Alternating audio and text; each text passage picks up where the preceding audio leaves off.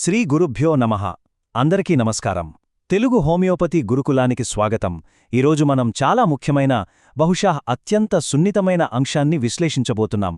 Homeopathy practice మొదలుపెట్టే కొత్త వైద్యులు లేదా విద్యార్థులు వాళ్ల కేస్ టేకింగ్లో చేసే అత్యంత సాధారణమైన కానీ ఫలితాలను తారుమారు చేసే తీవ్రమైన తప్పులేమిటి, వాటిని ఎలా సరిదిద్దుకోవాలో ఇప్పుడు లోతుగా పరిశీలిద్దాం. మన ఈనాటి విశ్లేషణలో ప్రధానంగా 6 కీలకమైన దశలను క్రమబద్ధంగా డీకన్స్ట్రక్ట్ చేద్దాం. కేసును అవగాహన చేసుకోవడంలో జరిగే లోపాలు, లక్షణాల ప్రాముఖ్యతను గుర్తించడం, మందు ఎంపికలో దొర్లే తప్పులు, అక్యూట్ మరియు క్రానిక్ స్థితుల మధ్య ఉన్న తేడా, ఫాలోఅప్లో మనం గురయ్యే భావోద్వేగాలు, మరియు అంతిమంగా అవలంబించాల్సిన సరైన క్లినికల్ విధానం గురించి స్పష్టంగా తెలుసుకుందాం. గత సెషన్లో మనం మెటీరియా మెడికా ఎలా చదవాలో, మందుల స్వభావాన్ని ఎలా ఆకలింపు చేసుకోవాలో నేర్చుకున్నాం కదా. అయితే ఇక్కడొక కఠోర సత్యముంది. మందుల గురించి ఎంత అద్భుతమైన, లోతైన జ్ఞానమున్నా సరే, ఎదురుగా కూర్చున్న రోగి కేసును మనం తప్పుగా అర్థం చేసుకుంటే ఆ జ్ఞానమంతా వృధానే అంతుంది. అంటే మందు తెలుసు, కాని కేసు తప్పైతే ఫలితం శూన్యం. మొదటి అంశం కేసు అవగాహనలో జరిగే ప్రాథమిక లోపాలు. ఇక్కడ మన ఆలోచనా విధానం పూర్తిగా మారాలి. ఒక కేసు ఫెయిలైనప్పుడు అది మందు వైఫల్యం కాదు, రోగి తత్వాన్ని అంటే ఆ కాన్స్టిట్యూషన్ను అర్థం చేసుకోవడంలో జరిగే మన ప్రాథమిక వైఫల్యమని స్పష్టంగా గ్రహించాలి. సరిగ్గా ఈ విషయాన్నే డాక్టర్ హ్యానిమాన్ గారు ఆర్గనాన్ ఆఫ్ మెడిసిన్లో ఎంత అద్భుతంగా సూత్రబద్ధం చేశారో గమనించండి. ప్రాక్టీస్లో మనం చేసే తప్పులను నివారించడానికి ఈ ఫ్రేమ్వర్క్ చాలా పవర్ఫుల్గా పనిచేస్తుంది. అఫోరిజం 3లో వ్యాధిని ఒక వైద్యుడు ఎలా గ్రహించాలో నెమ్మదిగా చెప్పారు. అఫోరిజం 6లో వ్యాధి యొక్క పూర్తి చిత్రాన్ని అంటే ఆ పోర్ట్రేట్ ఆఫ్ డిసీజ్ ఎలా గీయాలో వివరించారు. ఇక అత్యంత కీలకమైన అఫోరిజం 153లో ఏ లక్షణాలు మందును ఎంపిక చేయడానికి అవసరమో ఆ క్యూరేటివ్ టోటాలిటీ గురించి అత్యంత స్పష్టంగా నిర్దేశించారు. కానీ ప్రాక్టికల్గా ఏం జరుగుతుంది? ఇక్కడే అసలైన యాంత్రికమైన తప్పు జరుగుతుంది. ఉదాహరణకు ఒక జ్వరం కేసును తీసుకుందాం. పేజీల కొద్దీ దాహం, చెమట, తీవ్రమైన నీరసం అని సాధారణ లక్షణాలన్నీ రాసుకుంటూ పోతాం. చెక్లిస్ట్ నిండిపోతుంది, సిమ్టమ్స్ ఎక్కువగా ఉంటాయి, కానీ ఆ రోగిని ప్రత్యేకంగా చూపే క్యారెక్టరిస్టిక్ లక్షణం ఒక్కటి కూడా అందులో ఉండదు.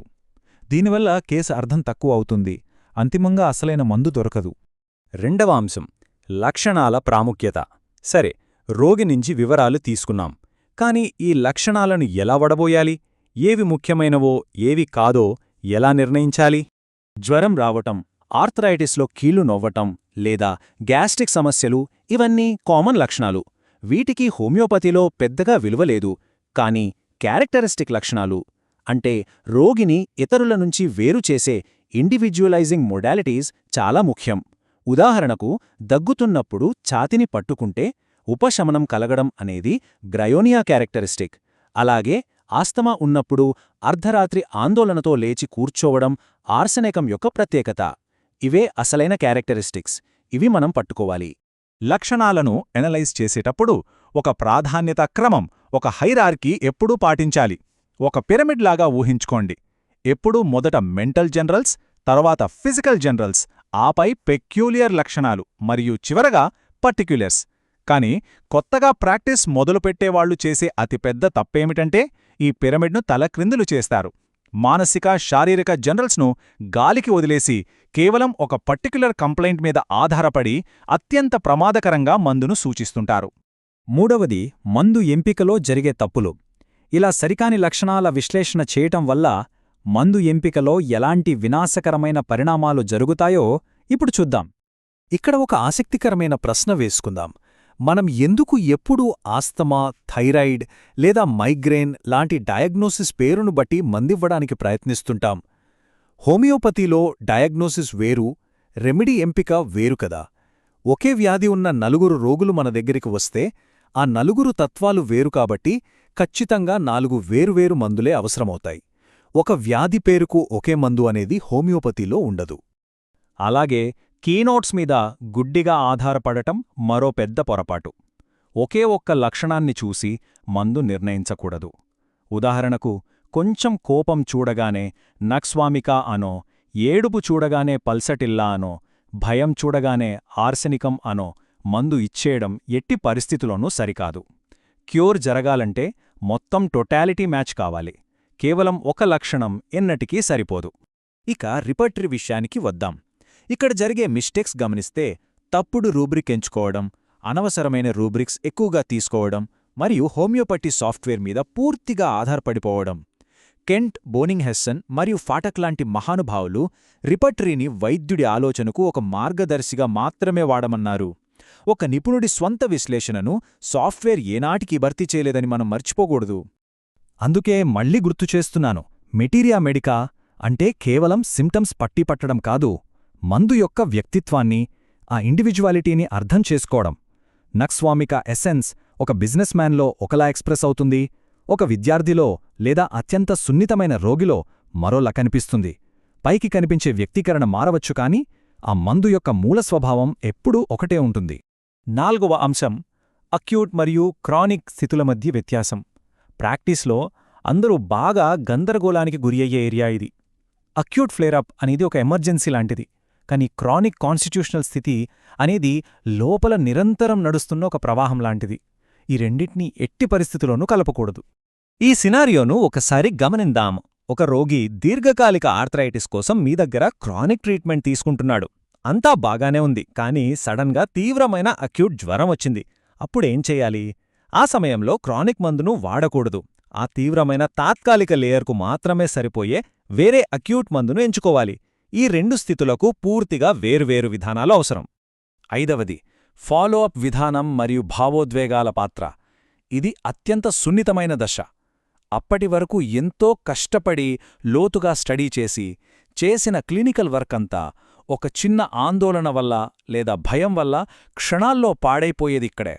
ఫాలోఅప్లో మనం చేసే అత్యంత భయంకరమైన తప్పులేమిటంటే, ఫలితం త్వరగా రావాలని ముందుగానే మందు రిపీట్ చేయటం, పేషెంట్ కంగారు పడుతున్నాడని త్వరపడి మందు మార్చేయటం మరియు హోమియోపాథిక్ అగ్రివేషన్ను చూసి భయపడటం. హెరింగ్స్ లా ఆఫ్ క్యూర్ మరియు కెంట్ అబ్జర్వేషన్స్ ప్రకారం పాత లక్షణాలు తిరిగి రావడమనేది క్యూర్ అవుతుందనడానికి ఒక మంచి సూచనే కదా. కానీ మన ఆందోళనతో మందు మార్చేయడం వల్ల ఆ రోగనిరోధక ప్రక్రియ అక్కడికక్కడే దెబ్బతింటుంది. పాత లక్షణాలు తిరిగి వచ్చినప్పుడు ఎందుకు పానిక్ అవ్వాలి? పేషెంట్ భయపడొచ్చు, కానీ ఒక వైద్యుడిగా భావోద్వేగాల కంటే నిష్పాక్షికమైన క్లినికల్ పరిశీలనే ఎప్పుడూ డామినేట్ చేయాలి. లోపల జరుగుతున్న మార్పును, ఆ క్యూర్ ప్రోగ్రెషన్ను సైంటిఫిక్గా అబ్జర్వ్ చేయాలి. ఇక్కడ ఎమోషన్ కాదు, అబ్జర్వేషన్ ముఖ్యం. 6వది సరైన క్లినికల్ విధానం. ఇందాకడిదాకా మనం చేసే తప్పుడు అలవాట్లను డీకన్స్ట్రక్ట్ చేసుకున్నాం కదా. ఇప్పుడు మన మెథడాలజీని కరెక్ట్ క్లాసికల్ హానిమానియన్ విధానంతో మళ్లీ రీకన్స్ట్రక్ట్ చేద్దాం. ఈ క్రమాన్ని ఎంతో జాగ్రత్తగా మనసులో నాటుకోండి. ముందుగా ఎలాంటి ముందస్తు అభిప్రాయాలు లేకుండా రోగిని నిశితంగా పరిశీలించాలి. తర్వాత మనం మాట్లాడుకున్న లక్షణాల హైరార్కీని విశ్లేషించాలి. అప్పుడు మాత్రమే సరైన లక్షణాలతో రిపర్టరైజేషన్ చెయ్యాలి. చివరగా వచ్చిన మందును మెటీరియా మడికాతో సరిచూసుకుని ఆ ఎసెన్స్ నిజంగా మ్యాచ్ అవుతుందో లేదో నిర్ధారణ చేసుకోవాలి. ఈ మాటను బలంగా గుర్తుంచుకోండి. నిజమైన హోమియోపతి ప్రాక్టీస్ అంటే తొందరపడే మందులు రాయడం కాదు. అది అత్యంత శ్రద్ధ, క్రమశిక్షణతో కూడిన పరిశీలన మరియు అంతులేని సహనంతో కూడిన ఒక గొప్ప సాధన. ఈనాటి మన విశ్లేషణ యొక్క కోర్ సారాంశం ఒక్కసారి చూద్దాం. క్యారెక్టరిస్టిక్ లక్షణాలను ఖచ్చితంగా గుర్తించడం, లక్షణాల హైరాకీని గౌరవించడం, రిపటోరీ మిస్టేక్స్ తెలుసుకుని సరిగ్గా ఆలోచించడం మరియు సరైన ఫాలోఅప్ క్రమశిక్షణను ఖచ్చితంగా పాటించడం. ఈ క్లినికల్ పునాదిని బలంగా వేసుకున్నాం కదా. మన తదుపరి దశ మరింత ఆసక్తికరంగా ఉంటుంది. రాబోయే విశ్లేషణలో రెమెడీ రెస్పాన్స్ ప్యాటర్న్స్ ఎలా ఉంటాయి, క్యూర్ ప్రోగ్రెషన్ ఎలా జరుగుతుంది, అసలు మందిచ్చాక ఎప్పుడు సైలెంట్గా వేచి ఉండాలి, ఎప్పుడు రిపీట్ చేయాలి అనే విషయాలను మరింత లోతుగా అధ్యయనం చేద్దాం. క్లినికల్ క్రమశిక్షణపై పట్టు సాధించాలంటే నిరంతర అధ్యయనం, అచంచలమైన సహనం అవసరం. ఈ ప్రయాణంలో ఒక వైద్యుడు తన క్లినికల్ అబ్జర్వేషన్ను తన భావోద్వేగాల కంటే ఎంత బలంగా నమ్ముతున్నాడనేది ప్రతి ప్రాక్టీషనర్ తనను తాను వేసుకోవాల్సిన అంతిమ ప్రశ్న. జై శ్రీకృష్ణ. వాసుదేవా.